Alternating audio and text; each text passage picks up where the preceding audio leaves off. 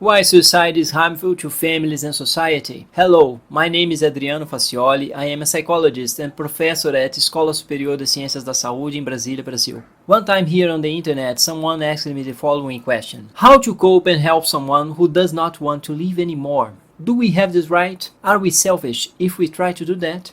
For over 20 years, I have been working to help people to live better lives. I think a psychologist's fundamental task is working to improve quality of life. We fight to help people to be more motivated, to be happier. Probably our main task is not simply to cure. Nobody can be cured of being alive. Nobody can be cured of the pain that is implicated in simply being alive. But it is possible to live a better life. It is possible to have something to live for, to have meaning and purpose, to bear some of the pain and keep walking. And I'm not talking here about terminal illnesses or people who are in unbearable and hopeless pain. Because in these cases, there is an exception. In these cases, I understand that there should be the right to die with dignity, the right to euthanasia. But this is another question and one for a different day. Today I just want to talk about one thing: how suicide is harmful to families and society. So I think we do have the right to try to prevent people from committing suicide.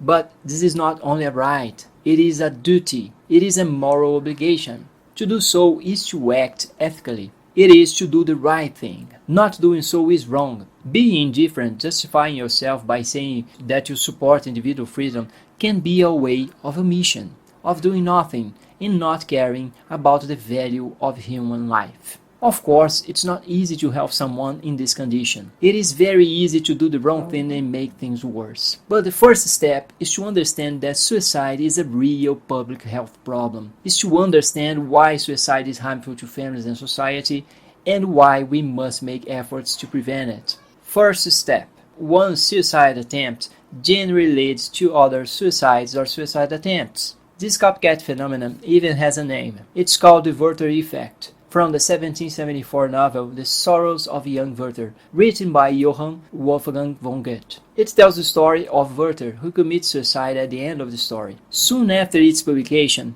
there were many reports of young men committing suicide inspired by this book. This effect has been widely reported by many epidemiological studies. Second, people with a parent who attempted suicide are 5 times more likely to do the same. Parents who attempt suicide, therefore, cause great harm to their children. Third, suicide usually occurs in moments of impulsiveness and hopelessness and can be consistently and permanently prevented if we have proper biopsychosocial interventions. So if a person who wants to commit suicide is not terminally ill and is not suffering unbearably and has family or friends who care about them, or has children, which is even more important, I would say that living and try to live well is something like a duty to one's family and our love society.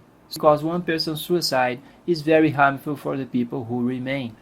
But people who feel hopeless or are in desperate pain and plan to commit suicide are not able to easily perceive that they have this moral duty. So, as I mentioned, family, friends, and our love society should do everything possible to improve the quality of life for these people so they can recover their will to live. And the self-help advice that is constantly repeated to suicidal individuals is not enough. When you tell a suicidal individual, for example, you need to want it. If you want it, you change.